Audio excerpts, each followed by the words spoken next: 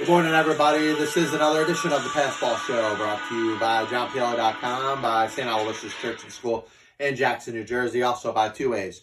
One Passion Food Truck located in Scranton, Pennsylvania. A handful of stuff today we're going to get into in the world of baseball, sports, and unifying America. So I was thinking about the one sport that seems to have some actual life to it, and that is the offseason of the National Football League. And obviously, we spoke on the other show, or the last show that we did on Thursday, about Tom Brady heading to the Tampa Bay Buccaneers, Teddy Bridgewater going to the Carolina Panthers, and how that really will have a ripple effect throughout the sport. Because of that, Cam Newton is likely to be traded. Because of that, Jameis Winston is likely to sign someplace else as a free agent, which obviously you put those quarterbacks in different spots, and that'll probably mean that there's a likeliness that the quarterbacks of those respective teams may end up going somewhere else. So it'll be kind of a continuous carousel, which we spoke about the other day. The one thing that is going to change the dynamics of a lot of football teams, and it does every year, it's the NFL draft, which we know is coming up in a little bit. And obviously, just like every other year, the quarterback position in some cases is a little bit overrated. In other cases ends up not providing teams with the best quarterbacks or the quarterbacks that they think they're getting. You think of the likes of a Tim Couch or a Jamarcus Russell, and even somebody like a Tim Tebow or a Johnny Manziel. Players and individuals that have larger names to them than what they actually end up contributing on a football field. Obviously, we all know about the Ryan Leaf story. The quarterback taken second overall, right past Peyton Manning, and the thought was that there was a debate between Peyton Manning and Ryan Leaf. And sometimes you don't really know. And it's unfortunate because you go out there, and especially you burn the number one overall pick or a top 5 pick, and you grab yourself a solid college football quarterback, and the thought may be that you're going to have somebody that's going to be able to be at the helm for the next 10 or so years. That quarterback that's going to be hoisting the Lombardi trophy is going to be the guy that you just drafted. And more often than not, that ends up not being the case. So my thought this year, when you think of the likes of Joe Burrow and, of course, Tua Tagovailoa, Justin Herbert, Jordan Love, any other quarterback that's likely to be taken in the first round, or how about let me expand it further through the entire draft? Because if you go back the last 12 years, and I'm going to spend a little time talking about a couple quarterback drafts or a couple drafts that involve some high-profile quarterbacks that were before the last 12 years, it's not always what you expect to be getting. You could be blessed with that number one overall pick, and there's no guarantee that if you choose that quarterback is going to be the best in the draft. So what I've done over the last, 16 years. So we're going from 2019 to 2004. And I'm ranking the top 5 quarterbacks that were taken in each one of these drafts. Now, throw in your own opinion. You can comment on a YouTube video. If you're listening through, whether it's iTunes or Google Play, you can send me a tweet at John_PLE. Email me at jrple@gmail.com. Last name is Pielli. So I was thinking about the draft from last year, 2019. And it's a little hard to say that this is definitive. This could change over the course of the next year. So there's going to be other quarterbacks that are going to be forgotten about or not discussed or not brought up whatsoever. And, you think of the guy that was taken number 1 overall, and that, of course, is Kyler Murray of the now Arizona Cardinals. And right now, he probably gives you the impression that he's probably the best quarterback out of the group that was taken. Now, if you think of other quarterbacks, such as Daniel Jones, Gardner Minshew, Drew Lock, Dwayne Haskins, that's kind of where I'd go with my top 5 right now. But you never know. Somebody like a Will Grier or Ryan Finley, or maybe somebody comes out of nowhere and ends up having some sort of contribution. I said that it was a good idea for the XFL. And if the XFL ends up becoming something special, then maybe a quarterback that was in this draft that didn't get enough attention, didn't get that namesake that others get, can go out there and perform in the XFL and maybe make a little more of a name for themselves. Look at PJ Walker garnering interest from at least 3 NFL clubs after what he did with the Houston Roughnecks in the 5 or so games of the XFL. You get a little exposure, you're going to draw a little attention to yourself. So I do think that other quarterbacks and quarterbacks now that aren't getting enough attention may want to pay a little more attention to a league like the XFL, which, listen, a lot of people didn't like it. A lot of people will never give a secondary football league that plays after the Super Bowl in the spring months a chance. And I get it. But at the same time, you got to think about the need that the NFL has for a secondary type of league, a developmental type of league, to grow the next series of players that are going to be contributors on National Football League teams. Because you're not seeing that right now. What outside of college, what does the NFL have to develop somebody that may be a couple years away? Because we know that happens in basketball. You could have some players that end up becoming stars but aren't there yet. They got the G League. The G League is there to develop them and get them better. Major League Baseball, the levels of minor leagues, and in some cases independent leagues and overseas leagues that give players exposure. You think of players that end up going overseas, whether we're talking about Korea or Japan, and they end up, becoming the next Derek Thames, who goes out there, is now a 30 home run hitter in, the National League with the Brewers, now signing with the Washington Nationals. And you think of who's going to be that next player. Is it going to be Darren Ruff? Well, these were guys that were in the major leagues or made it up to the major leagues, but didn't get to prove that they were ready to be mainstays. And they went and they played overseas, and that the minor league system in baseball, as far as the amount of teams there's going to be more players that are going to stand out in other sports, and maybe more chances available for somebody that could perform at a lower level to get a shot at the big time. Football, you don't really see that. And once again, I'm going to continue to advocate, because I think the XFL, at least in my lifetime, this version of the XFL, I think was the best put together to be a developmental league for the National Football League. So I'll digress. We'll talk a little bit about the 2018 quarterback draft, which has flipped a little bit, right? Lamar Jackson, the MVP of the National Football League, he's the best quarterback in that draft. He was taken 32nd overall by the Baltimore Ravens. You look at Baker Mayfield, who probably still at this point is probably the second best, but he was taken number 1 overall by the Cleveland Browns. This is a big year coming up for him. Is he able to perform? Austin Hooper's there. They've made a couple additions. Kareem Hunt likely will get a chance to be a running back the full season there. There's going to be a lot of pressure on him. Landry and Beckham. Are they going to be around for another year? If they are, the pressure's going to be on Baker Mayfield to perform. He may start sliding down this list, which right now, according to JohnPielli.com, includes Sam Darnold at number 3, Josh Allen at number 4, and Mason Rudolph at number 5. So that means that Mason Rudolph is ahead of Josh Rosen at this point. And Josh Rosen, if you look at it, is probably the most disappointing quarterback in that draft to this point.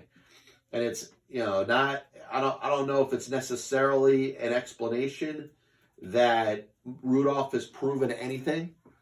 He's gotten on the field a little bit more. Part of it's the injury to Ben Roethlisberger, but he hasn't necessarily distinguished himself. If you want to throw in any wild cards that are there, there's really nobody else. Luke Falk got into a couple games for the Jets last year. He kind of proved he was a little bit overmatched. Does he get another chance? Could a league like the XFL, if it succeeded, maybe be able to give Luke Falk or somebody like that another chance? Kyle Lauletta, drafted by the Giants, is no longer playing football.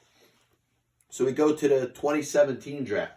And that's another one that's changed a little bit. Give it a couple of years, and all of a sudden you're looking at things a little bit differently. Right now, there is no doubt that there is one best quarterback that came out of that draft.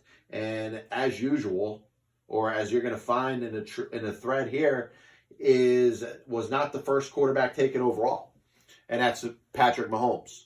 Super Bowl champion Patrick Mahomes, who was taken 10th overall by the Kansas City Chiefs. Then you got Deshaun Watson, taken 12th overall by the Houston Texans.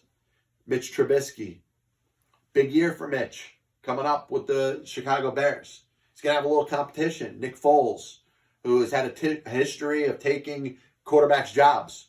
Ask Carson Wentz. He's supposed to be the quarterback of the Eagles. He got hurt. Nick Foles won a Super Bowl there. Team made it to the playoffs the next year. Nick Foles was starting because Carson Wentz was hurt. Ideal chance that he could take Trubisky's job this year, and Mitch could maybe move down a little bit. Then, after that, you look at some interesting selections. A couple guys that really aren't factors in the National Football League right now. Deshaun Kaiser, backing up Aaron Rodgers with the Green Bay Packers. Nathan Peterman, still in the mix with the Oakland Raiders, even though they signed themselves Marcus Mariota, who we're going to talk about in a little bit.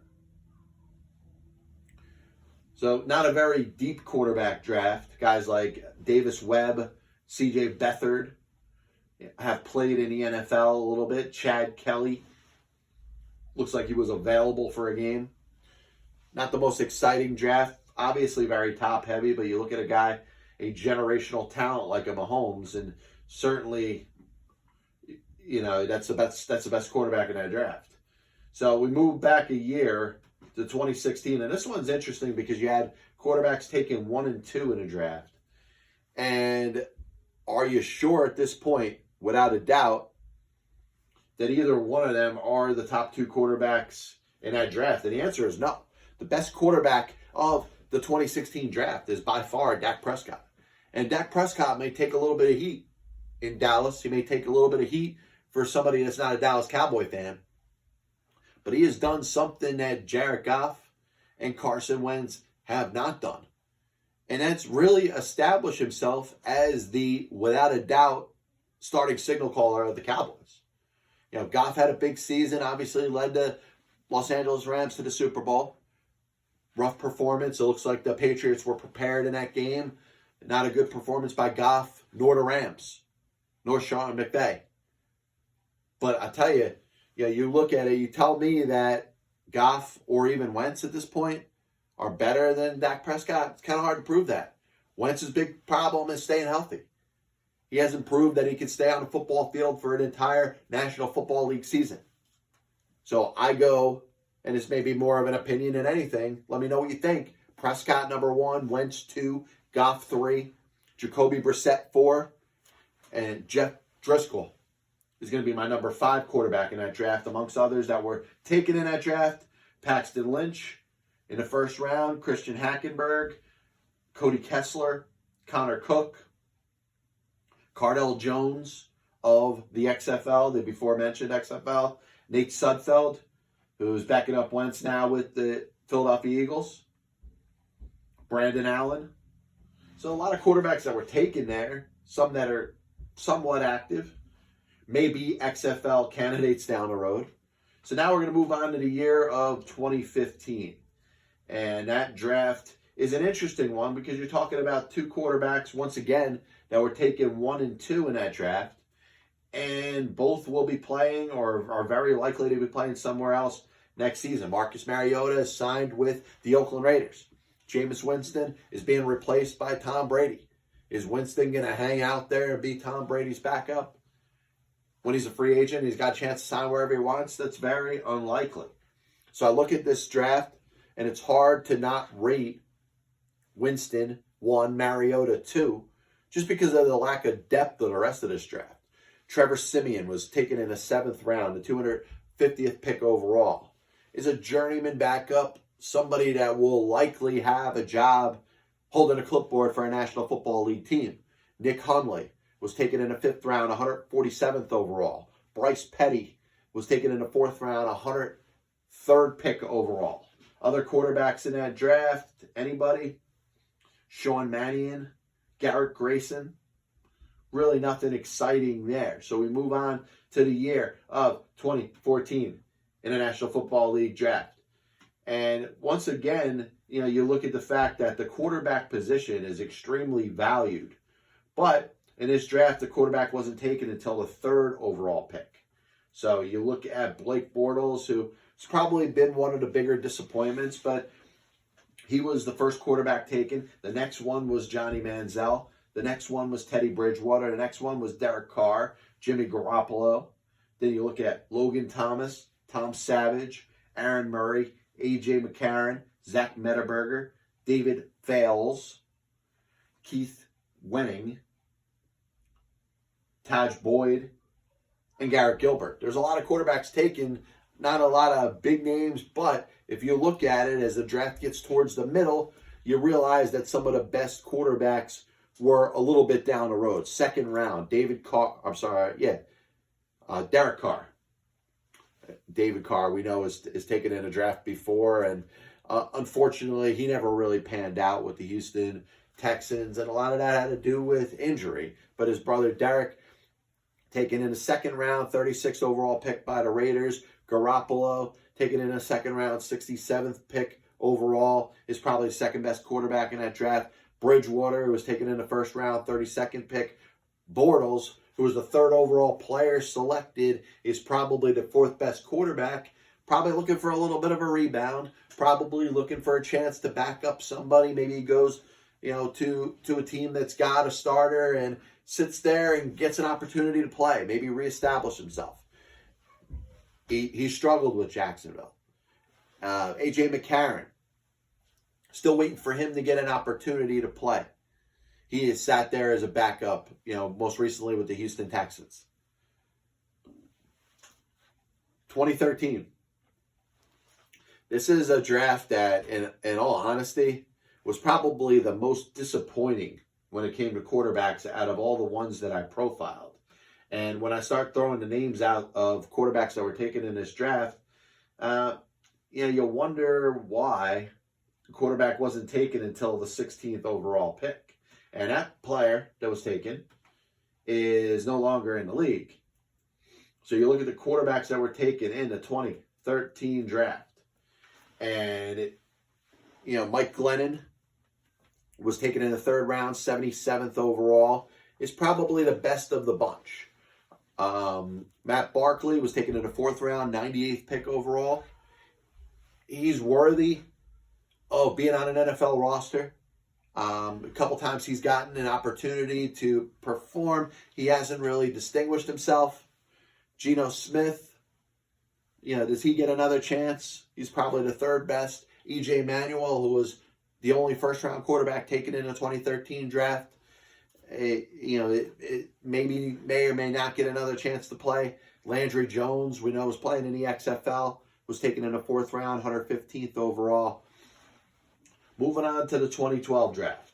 And this one was another one pretty similar to somebody like Jackson or Mahomes. You're talking about a quarterback that didn't get a ton of discussion. There wasn't a ton of talk about how big of a player this was going to be. And I'm talking about Russell Wilson, who would have thought in a draft that had Andrew Luck, Robert Griffin, Ryan Tannehill, Brandon Whedon, all taken in the 1st round of the draft, that a 3rd round, 75th overall pick in Russell Wilson would be the best quarterback in the draft, would be to the Super Bowl twice, and would be a Super Bowl champion himself. Russell Wilson, I don't think a lot of people would have thought had any chance to be better than Andrew Luck. And I know Luck's career was curtailed and shortened because of injuries, but Russell Wilson, no doubt, is better than Luck. I go Wilson 1, Luck 2. Kirk Cousins was the 3rd best quarterback, 4th round, 103rd overall. Nick Foles, 3rd round, 88th pick overall. And then Tannehill, who looks like he has a little bit of a resurgence as the quarterback of the Tennessee Titans, was taken 1st round, 8th overall. So that's the 2012 draft. I'm going to cut this a little bit short and just, rather than talk about other quarterbacks that were taken in a draft, 2011, Cam Newton, number 1, 1st pick in the draft, is the best quarterback in that draft. Andy Dalton taken in the 2nd round, 2. Kaepernick was taken right after Dalton, is 3. You look at Tyrod Taylor, A guy who has a chance, maybe he'll play a little bit this year with the Los Angeles Chargers. Let's say they go out there and they take Justin Herbert with their first pick this year, and Taylor kind of, ends up passing the torch to Herbert at some point, but gets another chance to play and distinguish himself. I got him as the fourth best quarterback in that draft. Blaine Gabbert. Now, Gabbert's probably out of the league now. Maybe he gets another chance to play. Maybe he doesn't. Kind of that quintessential backup. I don't think he's going to make any team better if you end up replacing your starting quarterback with him. But he's hung around. Probably worthy of a 5th out of 5 quarterback draft. 2010, Sam Bradford, Colt McCoy, Tim Tebow, Jimmy Clausen, Rusty Smith. Not a very good draft there. 2009, Matt Stafford, Mark Sanchez, Josh Freeman, Curtis Painter. Bottom drops off after that. 2008, Matt Ryan, Joe Flacco, Josh Johnson, Chad Henne, Matt Flynn. 2007, Kevin Kolb, Trent Edwards, Travis Stigpen, Drew Stanton, Jamarcus Russell. Now, Jamarcus Russell is mentioned on the top 5 in this list just because there was nobody else. Probably one of the biggest disappointments as the number 1 overall pick in a draft that we've ever seen, certainly when it comes to quarterbacks. There's him, there's Tim Couch, there's Todd Baranovich. Outside, you think of others that have been, as big of a disappointment. 2006, Jay Cutler, Vince Young. Cutler was taken after Young, but Cutler obviously had a very good career, more than 35,000 passing yards. Tavares Jackson, Matt Leinart, Kellen Clemens. 2005, Aaron Rodgers, Alex Smith. Obviously, we know Smith was taken number 1 overall. Smith, coming off a very big injury, has been impactful. He's had a decent career. Certainly not along the lines of Rodgers. Ryan Fitzpatrick was taken in the 7th round, 150th overall. Kyle Orton was taken in the 4th round, 106th overall. Derek Anderson, we know is still hanging around the NFL, was taken in the 6th round, 213th overall. The 2004 draft, which we know was very highly publicized, the quarterbacks that came out of there, the best quarterback in that draft, in my opinion, and like I said, throw your opinion my way, whatever you got. Tweet at me at John_Pielli. Email me, jrpielli@gmail.com. Last name, Pielli. Ben Roethlisberger, number 1. Eli Manning, number 2. They both won 2 Super Bowls. Hey, you can throw it in discussion. I think Roethlisberger has been more consistent. His team has won a lot more. And, you look at it outside of Manning winning those 2 Super Bowls, he was average. I'm sorry. Probably going to the Hall of Fame. I think, he's better than Jim Plunkett, who I'll talk about in a little bit. But he's not better than Roethlisberger. I think Roethlisberger is more of a surefire Hall of Famer and may have something left in the tank. We'll find out this year. So I go Roethlisberger, Manning, Phillip Rivers, now the quarterback of the Indianapolis Colts, 3. Matt Schaub, number 4. And J.P. Lossman, who earned himself a little bit of time with the Buffalo Bills, number 5. So other drafts I wanted to talk about. The 1983 draft, which was a very big quarterback draft. We know about John Elway being selected number 1 overall by the Baltimore Colts. And obviously the connection with him and Eli Manning. John Elway didn't want to play in Baltimore. He wanted to be traded. He did not want to be selected by the Baltimore Colts. The Baltimore Colts selected him anyway. Obviously dealt him to the Denver Broncos, who, by the way, in that same draft, took who ended up being John Elway's backup for many years, Gary Kubiak, with the 197th pick in the 8th round. Obviously, the now defunct 8th round of the NFL draft. And obviously a big-time draft because, you look at guys like Jim Kelly, Dan Marino, Hall of Famers, but other quarterbacks that were taken very high in that draft. Todd Blackledge with the Kansas City Chiefs ended up not amounting to very much.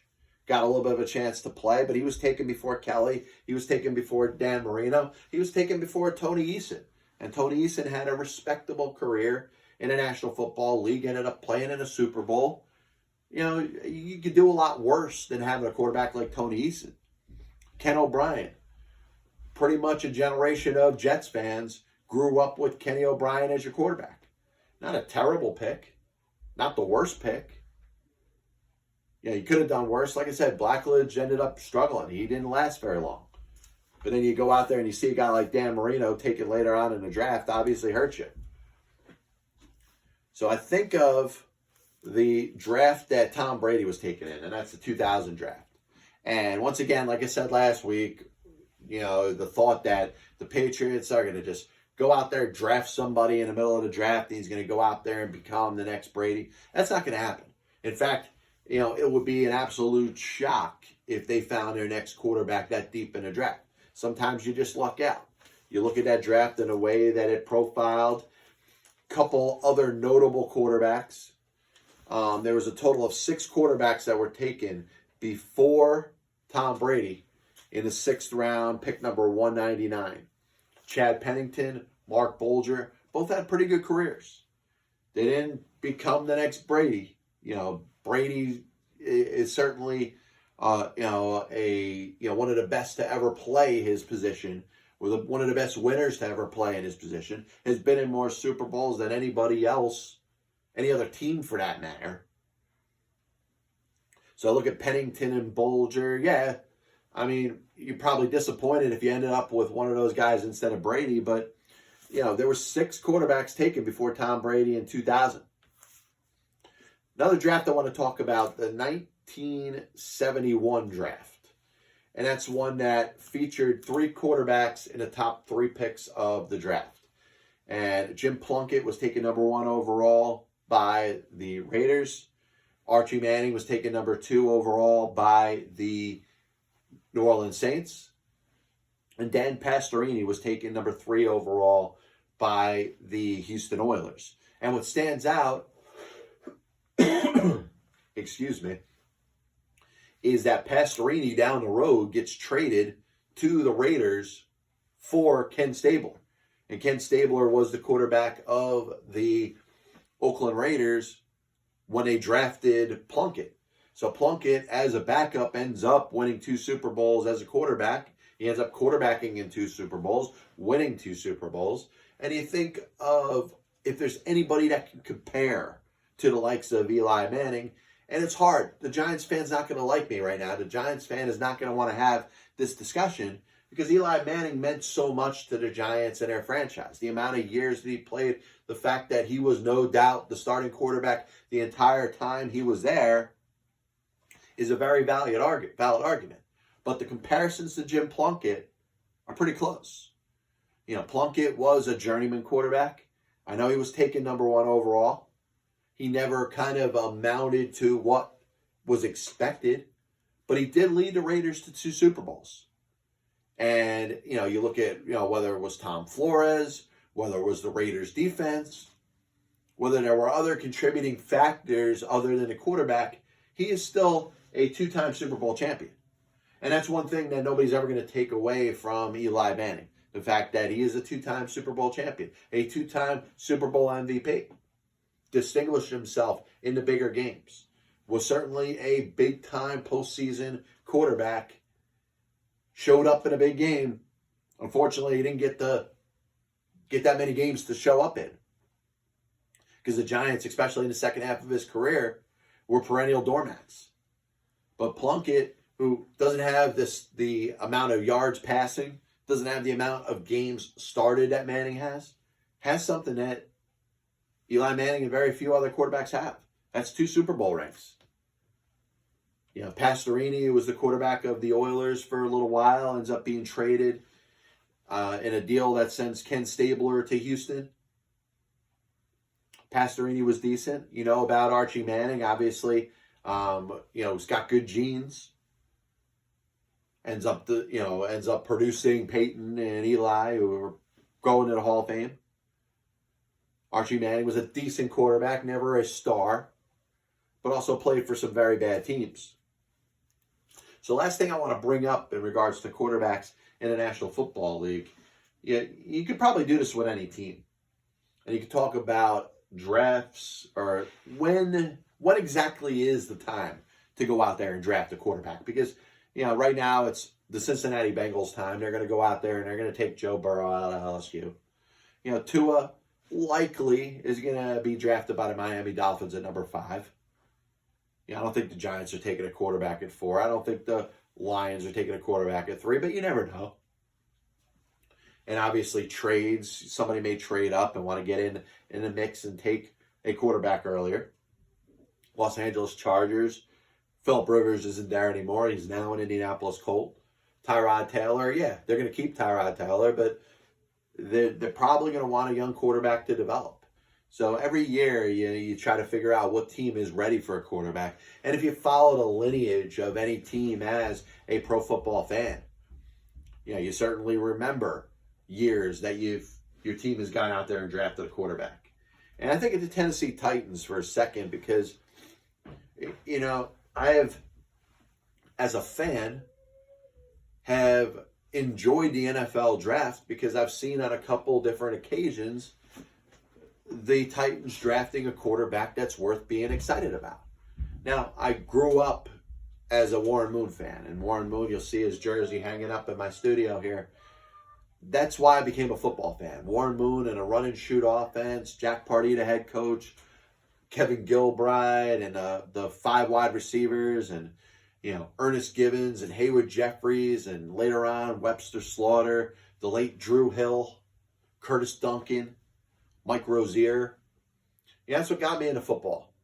And then the heritage of a guy like Earl Campbell and his impact on the Oilers teams from years before. So after the Houston Oilers moved to Tennessee and became the Titans, there was an exciting draft. There's this quarterback coming out of Alcorn State. His name was Steve McNair. And the Carolina Panthers were looking for a quarterback as well, and they ended up drafting Kerry Collins out of Penn State.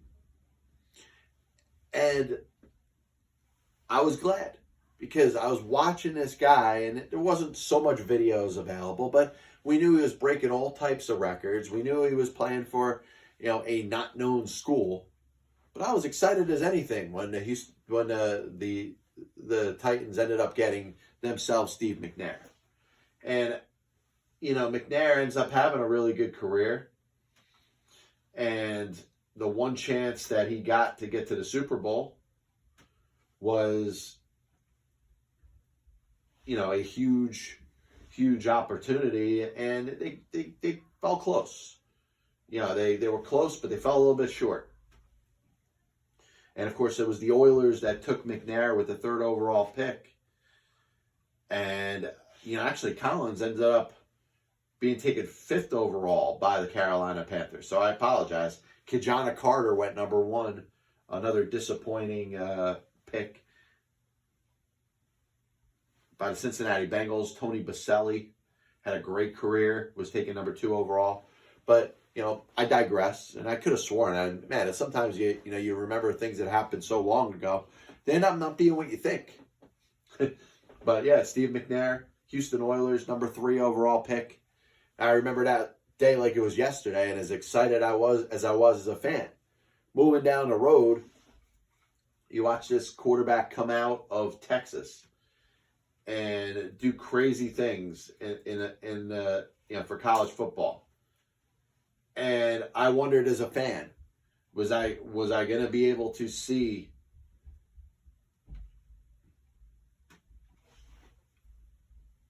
the Titans at this point take Vince Young in the draft? Mario Williams goes number 1 overall to Houston. The New Orleans Saints take Reggie Bush, number 2. And I remember being excited. Wow, they're going to go draft Vince Young. And Vince Young was good for a little while. He had a couple good years. He had a couple really good moments with the Titans, but ended up not becoming what you thought he would. So you follow a couple years later, and Young is just about out of football. And he said this is going to be another one of those drafts where the Titans are going to be grabbing a quarterback. And they take a guy out of Washington by the name of Jake Locker. And Jake Locker, Through the first season, Matt Hasselbeck is there as a starter. Locker is there as a backup. You know he's going to get his chance. And he never really distinguished himself, but what really held him back was injuries. You know, he starts 11 games in 2012, just 7-13, appears in 7, starts 5 and 14, and by the end of the season, ends up announcing that he's retiring at the age of 26. NFL, hard hits, injuries, things could happen. Careers end in a blink of an eye. So then you watch Marcus Mariota come out of Oregon. And I had no problem with Mariota being selected. Winston went number 1. You could have made the case. You could have had a debate between the two guys on draft day, which one you'd like to see your team get. Winston was probably the better player, probably had the best upside. Mariota never really distinguished himself in his time with Tennessee. He had a good playoff game, is known for catching his own pass and scoring a touchdown, throwing a touchdown to himself. Now, he's got the ability, some good legs, can move around a little bit. May have something to offer the Oakland Raiders. But, you watch Mariota over the course of his time at Tennessee, and I never felt like you had the guy that's going to be the quarterback of the future. And listen, I'm not saying Ryan Tannehill is. But I look at Mariota, and I'm not going to say he was necessarily a success with the Tennessee Titans. This copyright and broadcast is authorized under internet rights granted by the World Wide Web and is solely for entertainment of our audience. Any publication, reproduction, or other use of the pictures, descriptions, and accounts of this show without the express written consent of the Passball Show, JohnPielli.com, and John Pielli LLC is prohibited. Any commercial or other use of the program, such as by charging admission for its showing, is similarly prohibited. So I want to continue to talk sports.